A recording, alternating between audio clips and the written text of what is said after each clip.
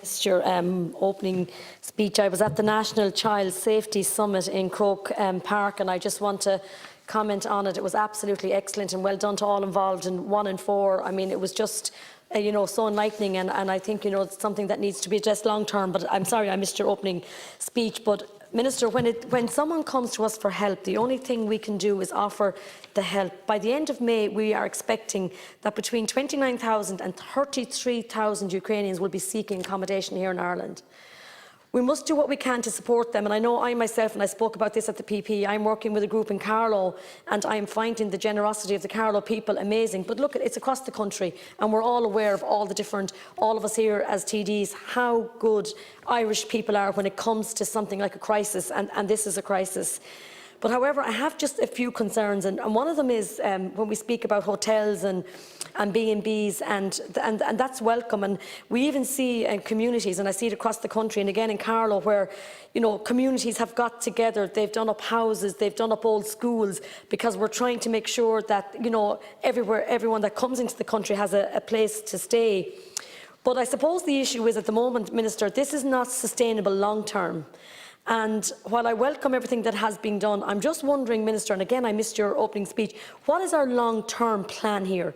Because we really do need a plan for the future, because this is not something that's going to go away overnight. This is something that we need to make sure that we have a framework in place for it, and I think that's important. I think it's important for the Irish people to know that, but I also think it's important for the refugees to know that they are here, that we have a plan in place.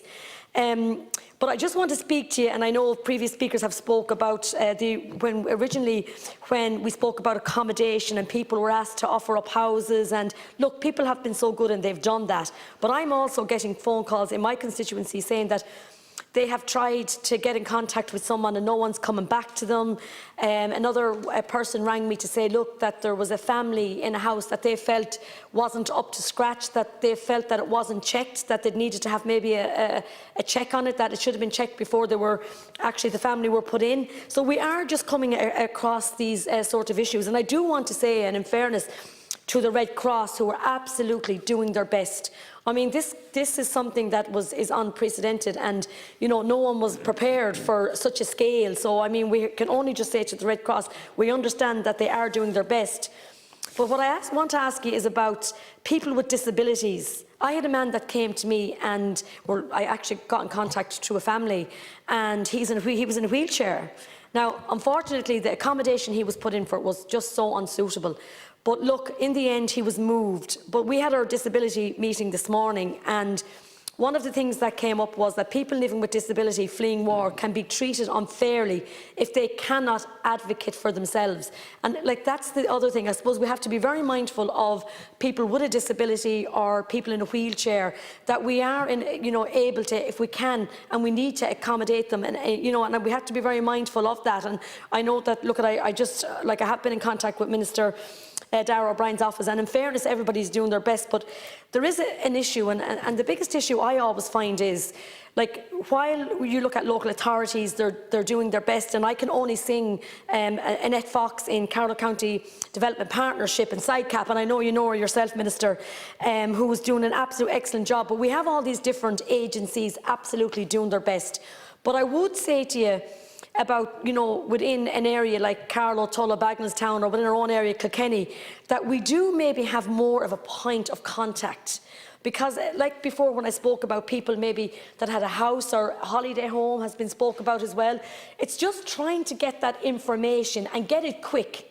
That seems to be the biggest issue that we seem to be facing. So I would ask that we would look at a system where, I know in Carlow, we'd say SIDECAP and that are kind of leading it to the community, and then of course the local authority, to Brian O'Donovan and Michael Brennan, they're also playing a big part in the accommodation. But I just feel myself, it's getting the information out quick enough and getting the communication out quick enough, if that could be looked at.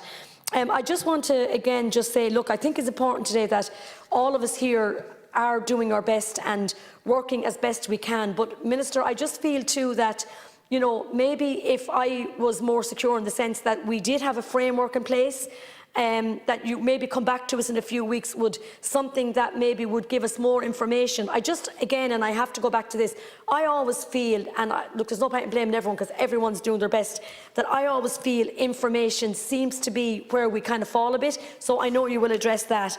And I just even was thinking there, not Sunday gone, not the bank holiday, the Sunday before, it was actually the Ukrainian, it was their Easter. And they have a slightly different day to Easter. They have a different day to Easter than we have.